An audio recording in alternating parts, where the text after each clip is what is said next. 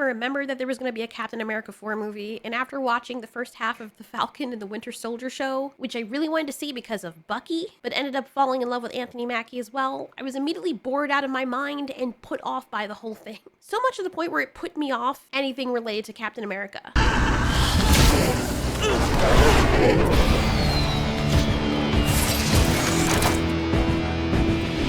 I love Falcon, and man, I love me some Bucky. I've already explained this in other videos, but for people who are completely new here, I found it really stupid that they were setting up Bucky to take over from Captain America, you know, as some kind of redemption arc, only for Captain America's shield to just be bequeathed to Sam, aka Falcon. Like, I know Sam is a good man and Bucky's like a great soldier, so maybe that's why they decided to do it, but it just didn't feel earned in the least. Don't get me wrong, it's not that Falcon didn't do anything to earn it. It's just that they did a very poor job of setting all of that up because I had no idea that he was even the one who was gonna get the shield. Like, I never saw that coming. The way they set up everything made it seem as though Bucky was going to be the one to get the shield, especially after everything he went through, having redeemed himself and being Steve's closest friend. So for me personally, it felt like a slap in the face, or as if someone was going out of their way to purposely subvert people's expectations in a gotcha moment, and it just fell flat for me. Thank you. I'll do my best.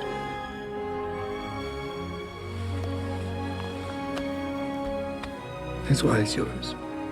A few moments later. Why'd you give up that shield? Why are you making such a big deal out of something that has nothing to do with you? Bitch, what? Remember when I made you ride the Cyclone at Coney Island? Yeah, and I threw up. This isn't payback, is it? Don't do anything stupid till I get back. How can I? You're taking all this stupid with you. Bucky, you known me your whole life. Your name is James Buchanan Barnes. Shut up! I'm not gonna fight you. You're my friend. You're my mission. Then finish it. Because I'm with you to the end of the line.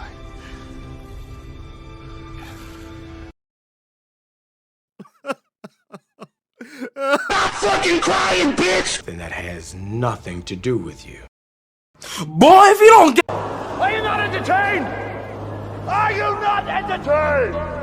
Just imagine for a minute that your boss says he's going to hand over his company to someone he trusts to run it. He's taking you to his house, under his wing, teaching you how to run things, all the moves you would expect from someone, you know, who's preparing you to take over from him. You and he, on top of that, have history. You've been friends since you were kids or very young. You both know that you're good men.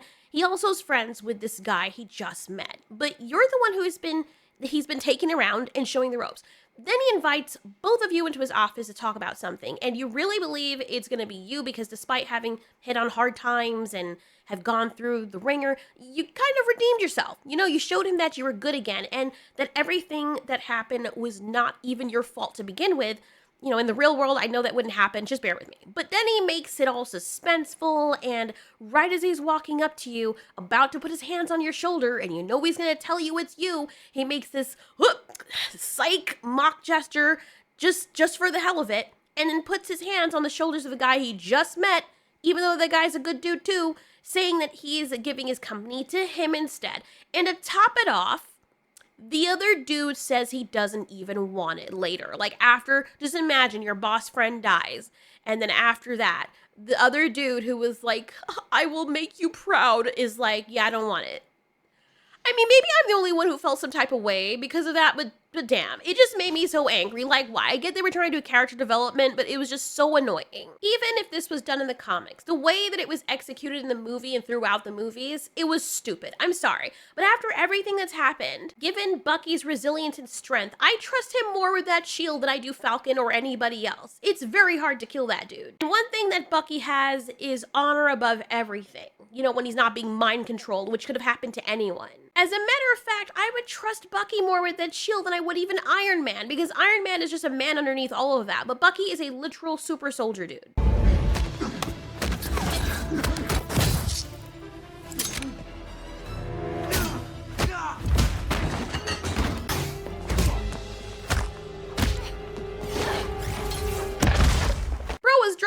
everybody like flies like they was freaking Superman against the Justice League. Bucky is a literal super soldier, which was the whole reason behind why they even let Captain America have the shield in the first place. I mean, if you can't tell, I'm still really salty about that whole thing, but anyway. So that whole situation turned me off to the Captain America mini franchise situation, and then they announced that they're doing a Captain America 4. Now, I did enjoy the other Captain America movies, or where he starred in movies. I do like the character, but after the show and the way that things are going with movies nowadays, being so stupid and politically charged to a really divisive degree, I had zero excitement for this. And apparently so does Anthony Mackie. People who watch my channel probably already know this because I've said it, but the people who are new to this video and channel probably don't. I'm not saying that there is no place for politics in movies, but there's a way to do it. If you're going to be tackling real world situations at the moment that people are dealing with, specifically in the real world, and you know they are very divisive and incendiary, do it in a subtle way. And then the way they propped up Falcon being the freaking mouthpiece to lecture people while Bucky was just on the back burner for most of the Falcon and Winter Soldier show just turned me off to it. And that's why I stopped watching it, to be honest. Our peacekeeping troops will begin relocating people soon. The terrorists only set us back a bit. You have to stop calling them terrorists. What else would we call them? Your peacekeeping troops carrying weapons are forcing millions of people into settlements around the world, right? What do you think those people are going to call you? These labels, terrorist, refugee, thug, they're often used to get around the question why. I get it, but you have no idea how complicated this situation is. You know what? You're right. And that's a good thing. We finally have a common struggle now. Think about that. For once, all the people who've been begging, and I mean literally begging for you, to feel how hard any given day is, now you know. How did it feel to be helpless? You've got to do better, Senator. You've got to step up. Oh my God. Oh. This scene in particular right here, I only watched whole scenes in context and skipped through pieces of it, but it was so freaking boring and disappointing. And I'm sorry, what is it with Marvel superheroes defending people who are doing heinous things?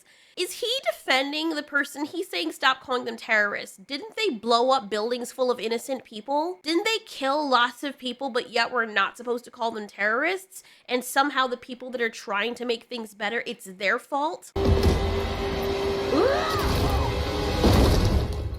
You have to stop calling them terrorists. We've had to be fighting for our lives.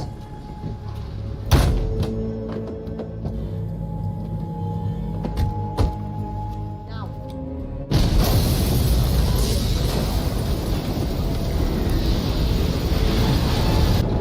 There were still people in there. This is the only language these people understand. You have to stop calling them terrorists. Trucks are almost here. Worst case scenario, we kill the hostages. Either way, our message gets out to the world. We're supposed to use them to negotiate. You could understand why this would put me off because, like, in the show, you have people defending terrorists, like this person who was supposed to be a hero we're looking up to. And he's basically bending over backwards and gaslighting people in order to defend those people, those terrorists who have done heinous things or have hurt or murdered people. I even did a video on this, but you even have people defending Wanda because she was hurting and she didn't mean to mentally torture and hurt all those people because of some imaginary children she made up because she was missing her husband. They'll never know what you sacrificed for them.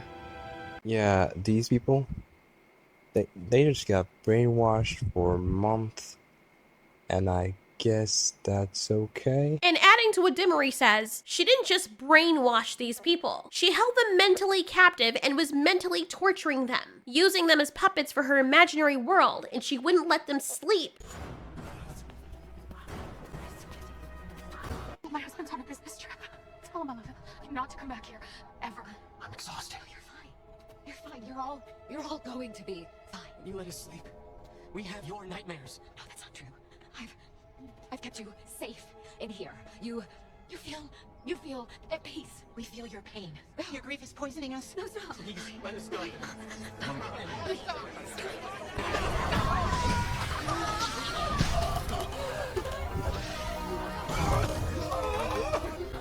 I love how she tries to gaslight them too in the moment. Like, she knew all of this in the back of her mind and chose to ignore it because she was so focused on her pain. Tell me how this makes her a freaking hero. And as if it weren't bad enough, I understand this. Maybe she's human and she made a mistake, but then people make excuses for her, and then she makes excuses for her own bad behavior. Zero accountability, almost as though this entire franchise is a precursor to The Boys.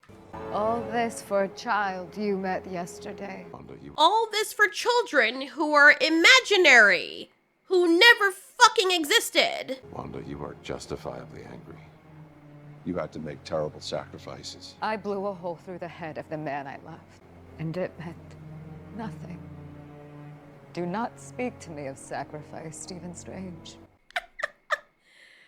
Stephen Strange got himself killed so that time could happen and they could eventually beat Thanos. You were not the only person who lost people, yet you feel as though nobody else who's actually sacrificed things hasn't sacrificed them. I knew sooner or later you'd show up wanting to discuss what happened at Westview.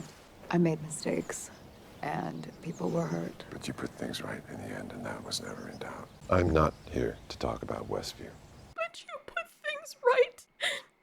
But nobody's holding her accountable. And don't give me that whole jazz about, well, who's gonna hold her accountable? She's super strong. These are the same people who are going out of their way to try and fuck up Thanos, who is way more powerful. I mean, maybe you can argue that she's more powerful than him, but still, they're going out of their way to fuck up Thanos, and they're just letting what she did fucking slide. You see what I mean? In the freaking Netflix movie that I did a review on called Damsel, they end up basically redeeming her or just saying, oh, it's not the antagonist's fault. Let's just sweep under the rug all the innocent lives she took because she was hurting. And the most common denominator among all these characters seems to be that they're all women or mothers. And honestly, I don't care what anybody says, but as a woman, that is a very big turn off to me, because you're basically saying that no female characters deserve any accountability, no matter what heinous things they've done, as long as their feelings were being hurt at the time they did it, and they were emotional, and that's why they commit a crime. It's completely okay. You're going to make something super political when we have real world situations out here of this happening, which people don't realize ends up making women targets to others that are now provoked because of the selective favoritism. With the exception of the unique situations where somebody else just happens to out-marginalize us, and all of a sudden women don't matter anymore and are somehow now immediately all at fault. It's very sick and twisted messaging in movies, and there's absolutely no nuance to it whatsoever, and that's why people fell off. Shouldn't have given up the shield. Good to see you too, Buck. This isn't what Steve wanted. Oh my God, so what do you want me to do? Call America and tell them I changed my mind? So what's our plan? Great.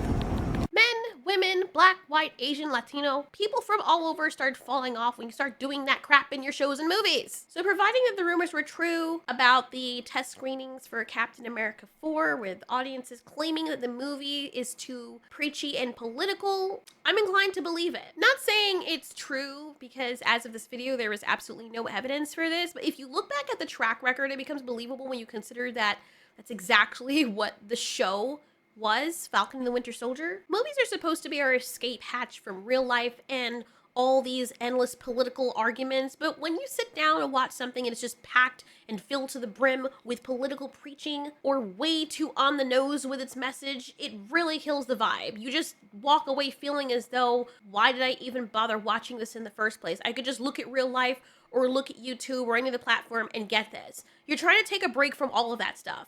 And here it is, just constantly popping up again in your entertainment, and it just makes people feel annoyed or disappointed. I mean, there's a way to weave politics into a story that feels natural and not like you're getting lectured constantly or pandered to. But when it feels like the movie's trying to shove its views down your throat, it's really off-putting. Nobody likes feeling like they're being manipulated, especially when it's done really clumsily that makes it super obvious that it's being done, and these complex issues just get boiled down to the simple good versus evil thing, and anybody who believes this is automatically evil. I mean, to be fair, we're already drowning in political talk every day. Social media, news, everything. Is it too much to ask that people get a little break from that in their entertainment that they're paying for? So when movies, which could be that perfect escape, end up dragging you back into all this political nonsense, it's like, come on, like, I can't get a break. I can't freaking escape from it. It really adds to the feeling of people being upset. And of course, you can understand why people then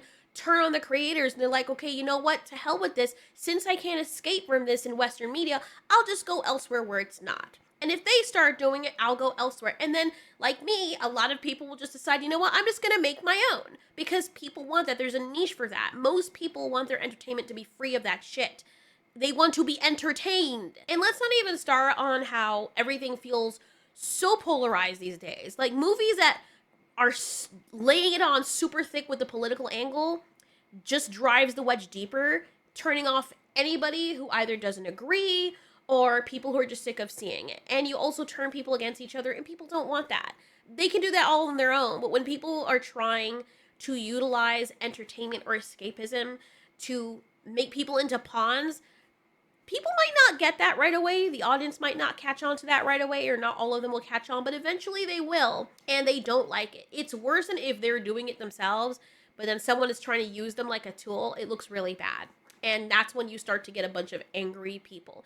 It's very frustrating, especially since movies have this really awesome power to bring people together, sharing in something bigger than just ourselves. But yes, when they do this, it feels like it's just another method of trying to pull us apart. And so, yeah, since the so-called news media is doing a really good job at convincing people to turn on each other, it gets really annoying when the few places where you expect that not to be, where people can actually come together, become saturated with that form of manipulation as well. These places are games, movies, TV shows, other forms of entertainment like anime and manga. They're called entertainment mediums for a reason. We don't sign up to play these things, pay our money to watch them or play them to not be entertained or to be preached at. If people wanted that, they would go to church. If they wanted that, they would turn on the news or go online and watch YouTube. And I know these organizations think they're being slick with it by shoving it down the throat of every single thing that people love. But here's something that you probably don't know.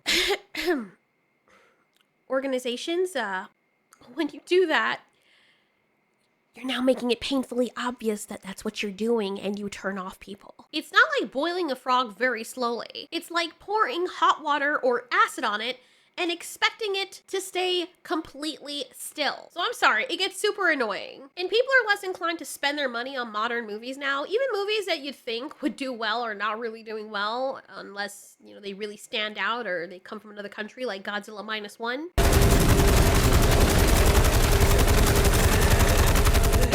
But in turn, if you make a show that's going to tie into the larger universe of something like the MCU and people are turned off to it, some creative reflection might be, you know, needed considering how badly something did or how unpopular it became before making the decision to make a whole ass movie on it. All that to say, there is a place for political messaging if it is interwoven into the movie or entertainment in a decent way. This is just my personal opinion of what turned me off to The Falcon and the Winter Soldier and what made me not interested in watching Captain America 4, and why I'm not surprised that the test screenings didn't go well, because I can guarantee you, if that's what we were working with in Falcon and the Winter Soldier, it's probably going to be 10 times worse in the actual movie.